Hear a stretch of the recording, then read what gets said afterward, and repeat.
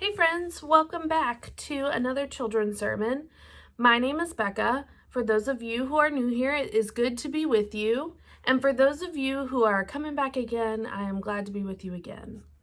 Okay, so today's children's sermon comes from the book of Acts. So Acts is in the New Testament, and it's Matthew, Mark, Luke, John, and then Acts. And so in our story today, we're reading about the disciples. So for those of you who don't remember, Jesus had 12 disciples, and he called them, and they all did different things before they followed Jesus. So before they left their jobs, they were fishermen and tax collectors, and then Jesus came to them and said, "Follow me," and they did. They just left their jobs and their families to go follow and learn from Jesus. So in our story today, we talk about how the disciples pick a new disciple, which is kind of crazy because you kind of forget that they need to pick a 12th disciple because they're going to all need to split up 2 by 2. And if there's 11, you can't split up 2 by 2 because someone would be alone. So they're picking a new disciple. And if you'd like to follow along while I read, you can turn to page 434 in a World Bible. A World Bible looks like this, if that is what you have at home. You can follow along on page 434. If you don't have it, no worries, I'm going to read it to you. The disciples choose from Acts chapter 1, verses 15 through 17 and 21 through 26. Peter counted 1, 2, 3, 4, 5, 6, 7, 8, 9, 10. Peter counted more 11, 12, 13, 14, 15, 16, 17, 18, 19, 20. How many believers are at this meeting? Peter asked. There were almost too many to count. About 120 believers crowded around Peter. We need 12 disciples to teach about Jesus, began Peter. Without Judas, there is only 11. Of us, help us pick one new disciple. The crowd wondered who it should be.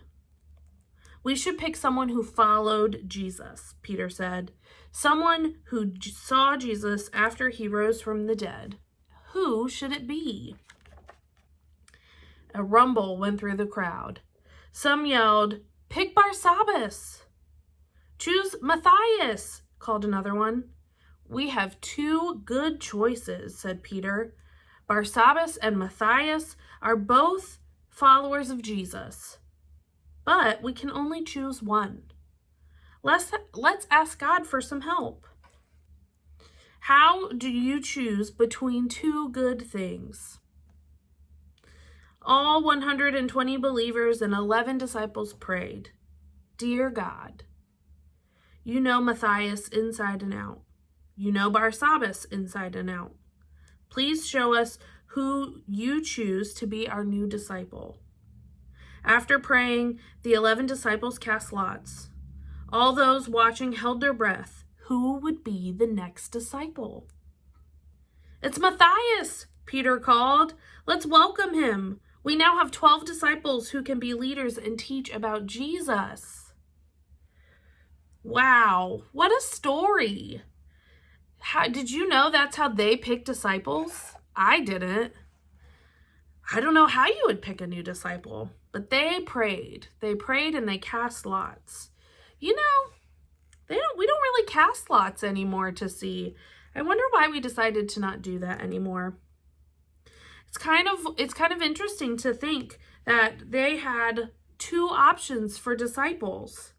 They needed somebody to be able to see what Jesus had done, right? That's why they said they needed to see Jesus raised from the dead so that they knew Jesus rose from the dead. And Barsabbas and Matthias both saw him, so that's a good thing, right? They also followed Jesus, which means they learned all the important things Jesus taught the other disciples too. I wonder how they picked between 2 good things. The question says, how do you choose between 2 good things? How do you, right? They're both good choices. How do we decide?